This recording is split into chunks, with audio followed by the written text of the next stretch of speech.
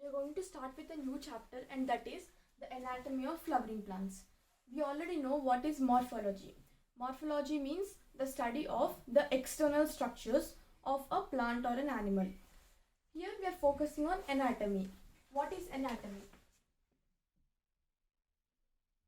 Anatomy is the study of internal parts and structures. So it is the study of internal structures. So morphology means the study of the external structures. So here we are focusing on anatomy of flowering plants. So we have studied the morphology of flowering plants. That is, we have studied the roots and the stem and the flowers, fruits and the leaves and all those things that are visible from outside. That is morphology. Here anatomy. Anatomy is the study of the internal structures. So internal structures means we'll be talking about tissues, cells and the different tissue systems that are present inside the plant body. So tissues. We'll be mainly focusing on tissues. The study of tissues is called as histology. This is not only for the study of tissues in plants. It's also we also use this term histology when we talk about the tissues when we are talking about animals. So in animals we know that there is epidermal tissue, connective tissue, nervous tissue and muscular tissue. Here in plants, tissues are divided into two categories on the basis of the ability on the basis of whether the cells are able to divide or not. So we have meristematic tissues, and then we have permanent tissues.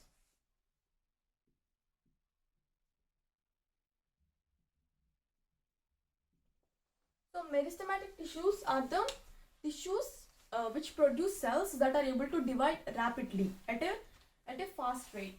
Permanent tissues are the tissues which don't usually divide. They may divide, but in normal conditions they won't divide. So we have meristematic tissues and then we have permanent tissues. These meristematic tissues can be divided into two types on the basis of the time of formation. So on the basis of time of formation, when they are formed.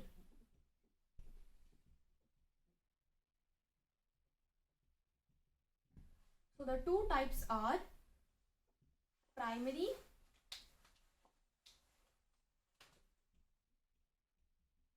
and then we have secondary.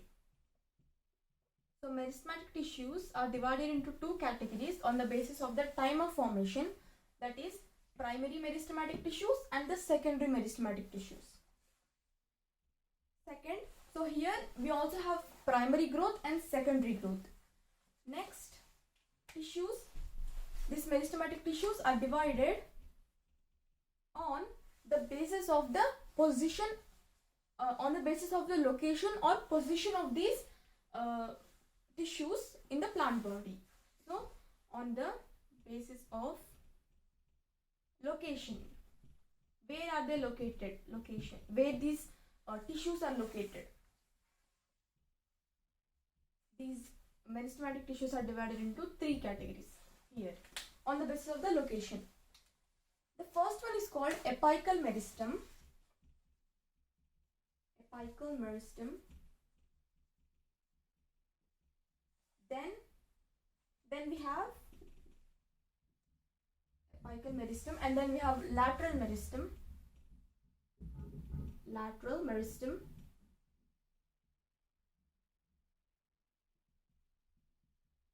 And then we have intercalary meristem. Intercalary meristem.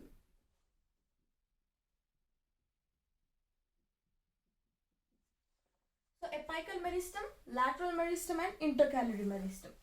As the name suggests, apical meristem is located within the root of the tips. So it's located within the root root of tips. So it's located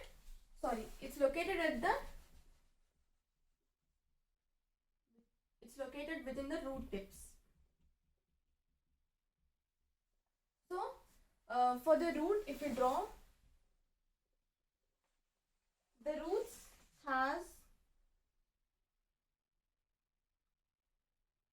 like a root cap, which is known as calyptra, and the cells which produce the calyptra are called calyptrogen. So calyptra means the root cap and gen means generating. So calyptra generating cells, that is different. Here we are talking about apical meristem. They are present within the root tips. This whole thing is called a root tip.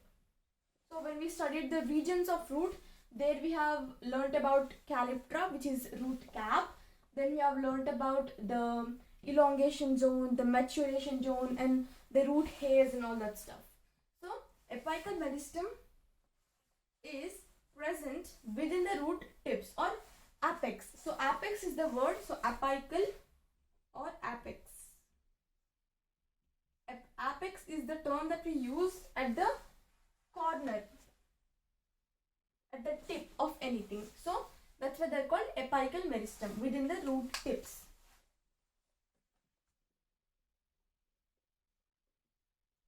And then we have lateral meristem. These lateral meristem are responsible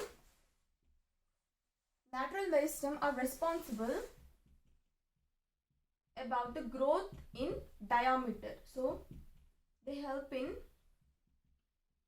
growing of the plant in the diameter. So to grow in diameter. So apical meristem is within the root tips, which means that this apical meristem helps to form the primary growth. So primary growth is the growth in this direction. So we can write here, primary growth is the growth in that direction. Secondary growth is the later on. So after primary growth is finished, secondary growth comes. Secondary growth is the growth where the plant grows this way, in the diameter way.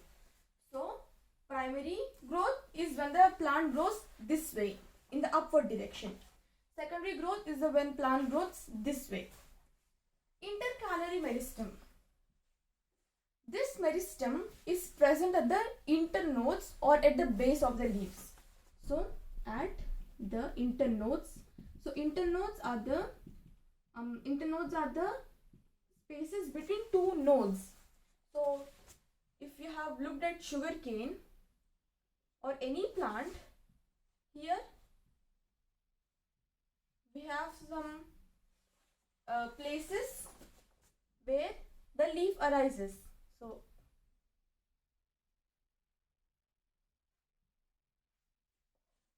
here if you see, this is the stem, this is the petiole, which is the stalk of the leaf, and this is the main leaf body. Here the place where the area from where the leaf is originating is called the node, and the place between two nodes, so this is a node and this is a node, and the area between two nodes is known as internodes.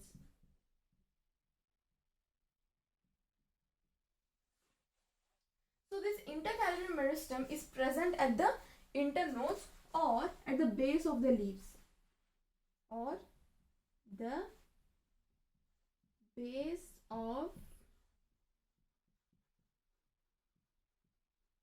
leaves. So leaf, from here the intercalary meristem grows. So here. So apical meristem is present at the roots, at the root tips. Lateral meristem is responsible for the growth in diameter. Intercalary meristem is located at the internodes here and or at the base of the leaves. So these are the three meristems that we have: apical meristem, lateral meristem, and intercalary meristem. This apical meristem and intercalary meristem are responsible for the primary growth of a plant. So this apical meristem is within the root tips. So in the root tip, so here in the root tips we have the calyptra, we have root hairs, we have the zone of elongation, zone of cell division, so rapid cell division, this is where the meristematic cells are present. And we have the zone of maturation. So these are all the regions of the root tip.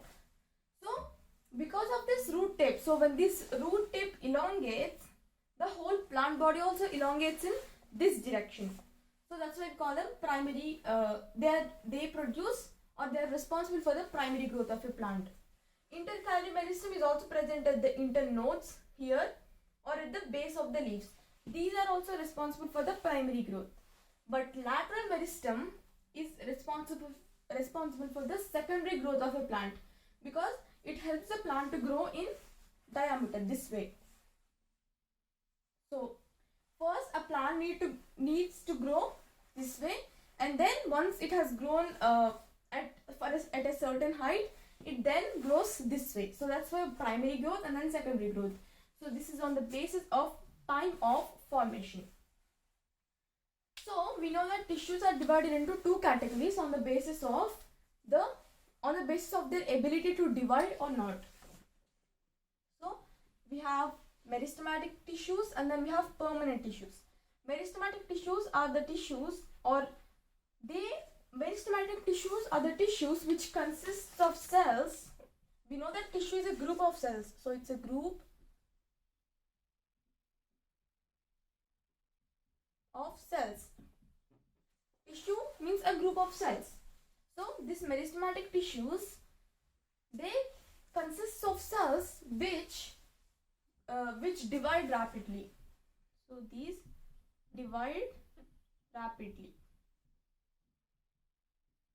very fast. Now one thing we need to remember when we talk about the meristematic tissues is that meristematic tissues consists of cells which are of small size. So it consists of small cells. Now imagine if there are two tissues. The first tissue has cells. It has fewer cells, but it has the cells with larger size. So it has big cells like that, larger cells. And there are few of them, just a few of them are there. Like they're just 1, 2, 3, 4, 5, 6, 7, 8, 9, 10, 11, 12. So it has 12 bigger cells. There is another tissue which has very small cells, but many of them are there. So there are many of them. We can't even count them. There are so many of them. So like that. It goes on like that. Now here in this tissue, when this particular cell divides, it divides into two. So like that, every cell in this tissue divides into two cells. So they don't divide as rapidly as this one. So this cell or this particular tissue has so many cells, it doesn't matter about the size of it. So this size is so large and this size is so small.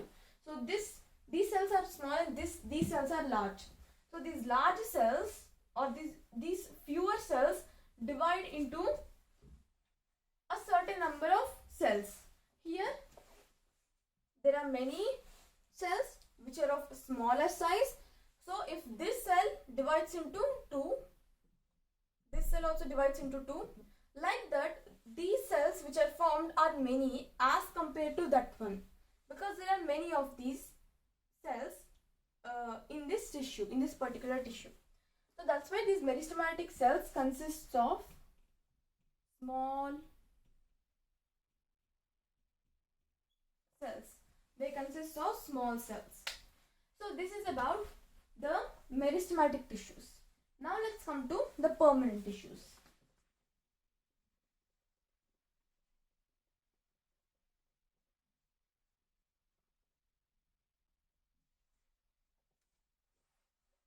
Now the permanent tissues are divided into two types, simple and compound, on the basis of the types of cells it has. So simple and compound. The simple permanent tissue consists of only one cell. So one cells of the same type. all cells of the same type. So all the cells that are there in the simple permanent tissue are of the same type. In compound permanent tissue, cells of different type are there. So cells of different type. So we have simple permanent tissue and then we have compound permanent tissue. The simple permanent tissue are divided into two categories, that is epidermal simple permanent tissue, epidermal simple permanent tissue. Then we have ground simple permanent tissue. The epidermal tissue is the one which forms the lining, so it provides a covering for the plant body. This ground tissue is a filling tissue. So after this epidermal is the lining. So we can write here the lining. Ground tissue is the filling part. The epidermal and the ground tissue. The ground tissue can be divided into three categories again. So it can further be divided into three categories. This is very important. That is parenchyma, collenchyma,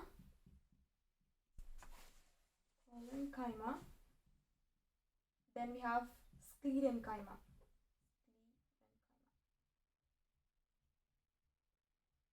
So these are very important terms. The ground simple permanent tissue is divided into three categories: parenchyma, collenchyma, sclerenchyma.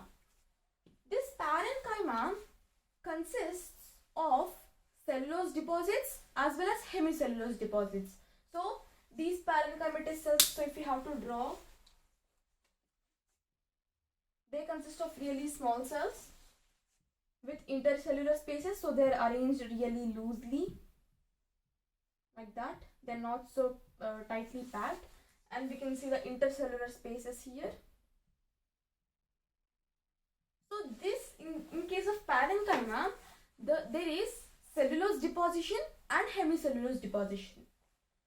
In collenchyma, there is cellulose deposition, hemicellulose deposition as well as pectin deposition. So that's why we see the cells with no intercellular spaces here. So here the intercellular spaces are occupied with pectin. That's why in these empty spaces we see pectin. So we don't see any empty spaces. Everything is covered with one or the other type of substance or cells like that. So this is parenchyma, collenchyma, and the next one is sclerenchyma. Now the sclerenchyma tissue are actually dead because there is a lignification there. Lignification means the deposition of lignin. So here in parenchyma it's completely free. There are intercellular spaces, it's loosely packed without any other substance deposition. In collenchyma there is pectin deposition. In sclerenchyma there is lignin deposition. So parenchyma, collenchyma and sclerenchyma. Parenchyma is living. Collenchyma is also living. The sclerenchyma tissue is a dead one. So this parenchyma is also divided into two categories depending on what is in these intercellular spaces. If the intercellular spaces is filled with air, it's called as aerenchyma. If these cells have chloroplasts, they are called chlorenchyma. So chlorenchyma is different from collenchyma. So we'll just write the names. Aerenchyma. So basically this aerenchyma is when the intercellular spaces are filled with air or any other type of fluid. And these aerenchyma are mostly present in aquatic plants because the aquatic plants has to float. They need to have buoyancy to float on the water. So that's why there are aerenchyma in them. So aerenchyma is when there is air in the intercellular spaces. So here it's filled with air or any other fluid. There is one more type of parenchyma, that is chlorenchyma.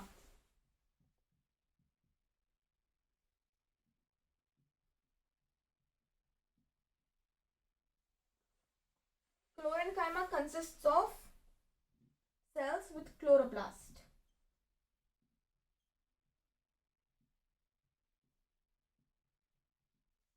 So the cells have chloroplast in them. Chlorenchyma. So it means if they have chloroplast, they may perform photosynthesis. So that is one more thing. So aerenchyma and chlorenchyma. Chlorenchyma is different from cholenchyma. Cholenchyma is where there is pectin deposition. In sclerenchyma there is lignin deposition, that's why they are dead. So sclerenchyma can be of fibers, it can be tracheids. So fibers and sclerates. Fibers and sclerates. So fibers and sclerates. Compound permanent tissue is divided into two categories. These are also very important. That is xylem and phloem. We are all familiar with xylem and phloem. Xylem is a vascular tissue which conducts water. So it's water. Not only water, it can also conduct minerals and all that stuff. Phloem is the conducting tissue for food. Now it's important to know that xylem is only unidirectional, but phloem is bidirectional. What do we mean by unidirectional? Xylem is unidirectional means that the xylem, so the first part of plant that gets this water is the roots. So the roots get the water first from the soil. It gets water as well as minerals, and then the water comes from the roots, and then comes upside, and then it distributes the water to all other parts of the plants like the stem, the leaves, and the flowers, fruits, and all the parts. So this xylem is unidirectional. That means the water can only go this way. It can't come this way again. Once it has reached that side, it can't come back. Phloem is bidirectional. That means the food can come up, down, and it can go whichever it wants. So it has two ways the food can transport. So this is xylem and phloem. So here we have talked about the permanent tissues, that is simple and compound. Simple consists of the cells of the same type. Compound is the cells of different type. Simple, epidermal, and ground. Ground is the filling tissue. Epidermal is the lining tissue. The ground tissue can be divided into three types: parenchyma, cholenchyma, and sclerenchyma. This parenchyma can be divided into two categories on the basis of what's inside it. That is aerenchyma and chlorenchyma. So chlorenchyma is chloroplast. Aerenchyma is air. Cholenchyma has pectin deposition, it's living. Sclerenchyma has it's a dead one, and it has a lignification or lignin deposition. So sclerenchyma has fibers and sclerates. So this is all about the simple, the ground one. The compound one has cells of different types, that's xylem and phloem. So here in this video we have discussed about the anatomy. What is anatomy? It's a study of internal structures. We have discussed about tissues, plant tissues.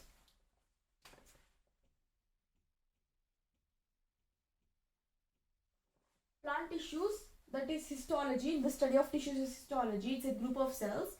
So we have discussed about the tissues in the plants and the different types and the classification of tissues. So we have looked at meristematic tissues, the permanent and the further classifications here. We have primary, secondary, the growths as well, apical meristem, lateral meristem and intercalary meristem. Now there is one important thing. Lateral meristem, the examples of lateral meristem include fascicular cambium, fascicular vascular cambium,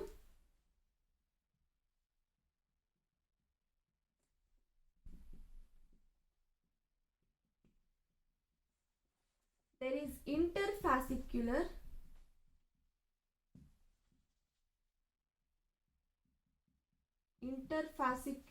cambium, and there is cork cambium.